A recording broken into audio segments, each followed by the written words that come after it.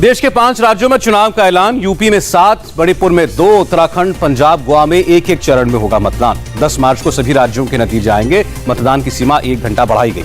UP में 10 फरवरी को पहले, 14 फरवरी को दूसरे, 20 फरवरी को तीसरे चरण का मतदान, 23 फरवरी को चौथे फेज की वोटिंग होगी।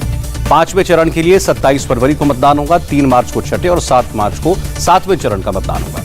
गोवा, पंजाब, उत्तराखंड में 14 फरवरी को एक ही दिन में मतदान पूरा होगा। मणिपुर में 27 फरवरी और 3 मार्च को डाले जाएंगे वोट। 5 राज्यों में 690 सीटों पर चुनाव है। 24 लाख से ज्यादा नए मतदाता हैं। यूपी में 29% मतदाता पहली बार मतदान करेंगे। 15 जनवरी तक रैली, जनसभा, रोड शो पर रोक, विजय जुलूस भी मनाने पर प्रतिबंध। डोर टू डोर कैंपेन में भी सिर्फ 5 लोगों को इजाजत। रात 8 बजे के बाद चुनाव प्रचार पर रोक लगेगी। 80 साल से ज्यादा उम्र के लोग, दिव्यांगजन और कोरोना पॉजिटिव पोस्टल बैलेट से कर सकते हैं मतदान। प्रत्याशी सुविधा ऐप के जरिए ऑनलाइन नामांकन भर सकेंगे। मुख्य चुनाव आयुक्त सुशील चंद्रा ने कहा, ईवीएम पर अब कोई चिंता नहीं है, सभी को इस पर गर्व होना चाहिए।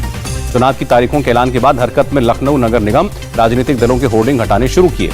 चुनाव की तारीखों के ऐलान के बाद गृहमंत्री अमित शाह का बयान, भाजपा स्वस्थ और सुरक्षित चुनावों के लिए संकल्पित। बीजेपी के राष्ट्रीय अध्यक्ष जेपी नड्डा की अपने कार्यकर्ताओं से अपील, कोविड नियमों के पालन के साथ लोकतंत्र के महापर्व में हिस्सा लें। चुनाव की तारीखों के ऐलान के बाद बोले मुख्यमंत्री योगी, नए भारत के नए उत्तर प्रदेश में लोकतंत्र के महापर्व का हृदय से स्वागत है। योगी ने सत्ता में वापसी की उम्मीद जताई, कहा डबल इंजन की सरकार की उपलब्धियों के आधार पर जनता का आशीर्वाद मिलेगा। पंजाब बीजेपी प्रभारी गजेंद्र सिंह शेखावत का बयान, 15 जनवरी तक रैली, जनसभा और रोड शो पर रोक, बहुत सही फैसला है। चुनाव की तारीखों के ऐलान से उत्साहित है बीजेपी प्रवक्ता संबित पात्रा। लिखा, 10 मार्च भाजपा सरकार। प्रियंका गांधी का ट्वीट, 10 मार्च को यूपी के नौजवानों, महिलाओं और आमजनों की जीत होगी। प्रियंका गांधी ने कहा, इस चुनाव में कांग्रेस आमजनों के हक की लड़ाई लड़ेगी। समाजवादी पार्टी के प्रमुख अखिलेश यादव का बयान, चुनाव की तारीखों का ऐलान, बीजेपी के बाहर जाने का ऐलान है। मायावती को चुनाव आयोग से उम्मीद, स्वतंत्र, निष्पक्ष और शांतिपूर्ण होगा चुनाव। ओवैसी ने चुनाव आयोग से डिजिटल नियमों की समीक्षा की अपील की। कहा, यूपी जैसे राज्य में 100 लोगों में केवल 39 के पास इंटरनेट है। चुनाव की तारीखों के ऐलान के बाद बोले, दिल्ली के सीएम अरविंद केजरीवाल, आम आदमी पार्टी तैयार है। आचार संहिता लागू होते ही बोले पंजाब के सीएम चन्नी, 111 दिन में 1100 दिनों का काम किया। पंजाब लोक कांग्रेस के प्रमुख कैप्टन अमरिंदर सिंह का बयान, हम उस बड़े दिन के लिए तैयार हैं जिस दिन पंजाब का भविष्य तय होगा।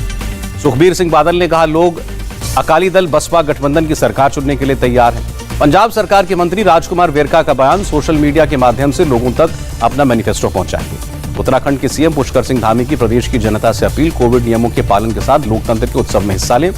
उत्तराखंड कांग्रेस के नेता हरीश रावत का बयान, 45 उम्मीदवारों के नामों पर सहमति बन गई है। कांग्रेस नेता मल्लिकार्जुन खड़गे ने कहा, चुनावों में आर्थिक रूप से कमजोर पार्टियों को दिक्कतें होंगी, रूलिंग पार्टी को कोई फर्क नहीं पड़ेगा। अखिलेश यादव का छात्रों से वादा, सरकार बनी तो फिर देंगे फ्री लैपटॉप। अखिलेश बोले, हमारा संकल्प यूपी में 300 यूनिट बिजली फ्री, किसानों को सिंचाई के लिए मुफ्त बिजली। अखिलेश पर बीजेपी ने साधा निशाना, सपा सरकार की नाकामियां गिनाते हुए वीडियो जारी किया।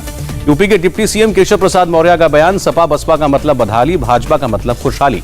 केशव प्रसाद मौर्य ने मंझनपुर में नवनिर्मित रोडवेज बस डिपो का उद्घाटन किया, बसों को हरी झंडी दिखाई। प्रियंका का यूपी के मुख्यमंत्री योगी पर हमला, कहा केवल विज्ञापनों में दिख रहा है विकास, जमीन पर हैं लोग परेशान। प्रियंका ने कहा, रैलियां कैंसिल होने की वजह से फेसबुक लाइव के जरिए बात करने की कोशिश जारी रहेगी। वीआरएस लेने के बाद कानपुर के पुलिस कमिश्नर असीम अरुण ने बीजेपी का दामन थामा, कहा देश की सेवा नए रूप में करूंगा। बीजेपी की सरबजीत कौर बनी चंडीगढ़ नगर निगम की मेयर, आम आदमी पार्टी के उम्मीदवार को 1 वोट से हराया, 1 वोट अवैध घोषित। मेयर के नतीजे घोषित होने के बाद आम आदमी पार्टी का हंगामा, चुनाव में धांधली का आरोप लगाया। पंजाब बीजेपी प्रभारी गजेंद्र शेखावत ने सरबजीत कौर को बधाई दी, कहा अगर आम आदमी पार्टी को कुछ संदेह है तो कानूनी रास्ता अपनाएं। गजेंद्र सिंह शेखावत ने पंजाब में वापसी की उम्मीद जताई, कहा बीजेपी में वापसी करने की पूरी क्षमता।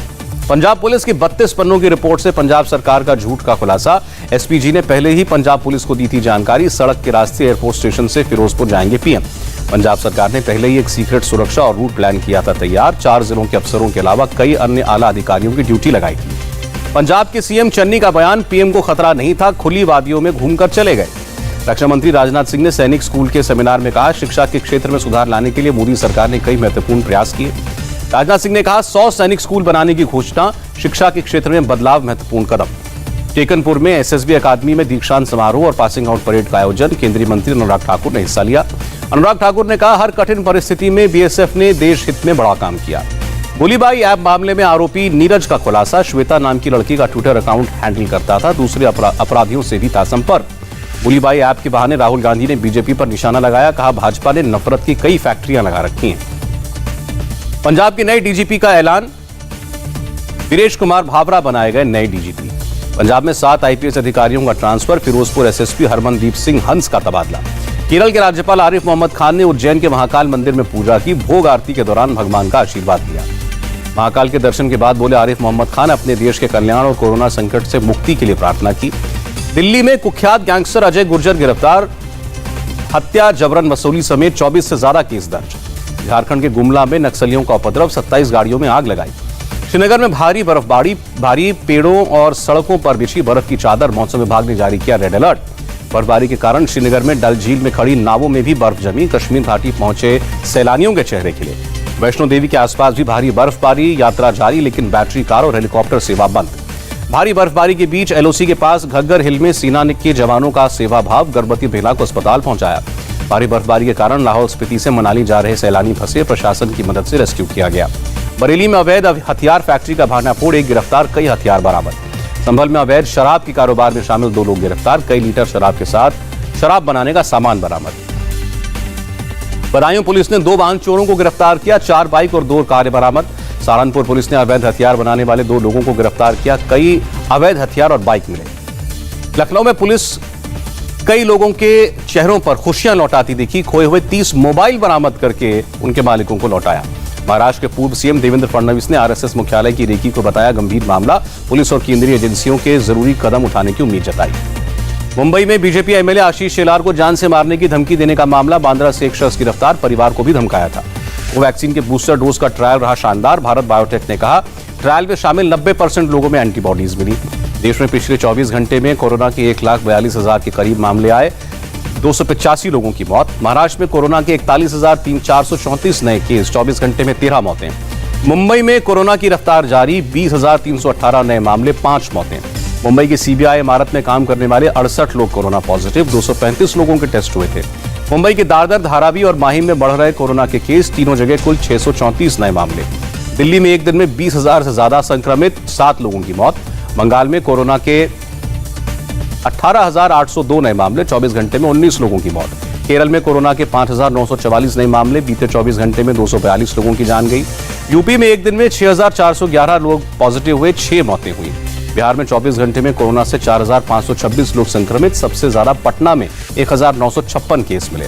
कर्नाटक में कोरोना के 8,906 नए मामले, 24 घंटे में 4 मौतें। गुजरात में 24 घंटे में कोरोना के 5,677 नए मामले, अहमदाबाद में 2,567 केस। 24 घंटे में पीजीआईएमएस रोहतक के 18 डॉक्टर पॉजिटिव मिले। पिछले 4 दिनों में 50 डॉक्टर्स को हुआ कोरोना। पश्चिम बंगाल में ब्यूटी पार्लर और सलून को छूट, रात 10 बजे तक 50% क्षमता के साथ खुलने की इजाजत मिली। कोरोना केस बढ़ने के बाद एमपी में नई गाइडलाइंस, रात 11 बजे से सुबह 5 बजे तक नाइट कर्फ्यू। एमपी में मेले और बड़े आयोजनों पर पाबंदी, शादी में 250 और अंतिम संस्कार में 50 लोग हिस्सा ले सकते हैं। मुंबई के रेलवे स्टेशनों पर बढ़ाई गई सतर्कता, सीएसटी स्टेशन पर लोगों के वैक्सीनेशन सर्टिफिकेट की जांच हो रही है। मुंबई की मेयर किशोरी पेडनेकर ने बीकेसी कोविड सेंटर का जायजा लिया, कहा मुंबई में फिलहाल नहीं लगेगा वीकेंड लॉकडाउन। अहमदाबाद में कोरोना बढ़ने के बाद करीब 150 माइक्रो कंटेनमेंट जोन घोषित, हर जोन के बाहर लगाए गए बैरिकेड। अहमदाबाद में कुत्ते का जन्मदिन मनाना महंगा पड़ा, कोविड नियमों के उल्लंघन पर 3 लोग गिरफ्तार।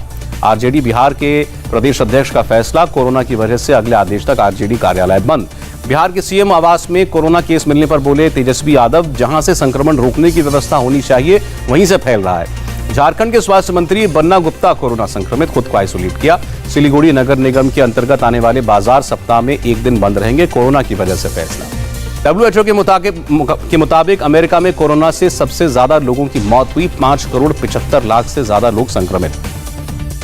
ब्रिटेन में 24 घंटे में कोरोना से 1,78,000 लोग संक्रमित, 229 लोगों की मौत। फ्रांस में कोरोना से 3,28,000 से ज्यादा लोग संक्रमित, दूसरी बार 3 लाख से ज्यादा केस मिले। इटली में कोरोना के 1 लाख से ज्यादा नए मामले, 223 मौतें। अर्जेंटीना में कोरोना के 1,10,000 से ज्यादा नए केस मिले, 42 लोगों की मौत। पाकिस्तान के मुरी में भीषण बर्फबारी, -8 डिग्री तापमान में फंसी गाड़ियां, 21 लोगों की मौत। इंडिया टीवी हर वक्त हर जगह डाउनलोड करने के लिए सर्च करें India TV news Google play store या ऐप स्टोर पर।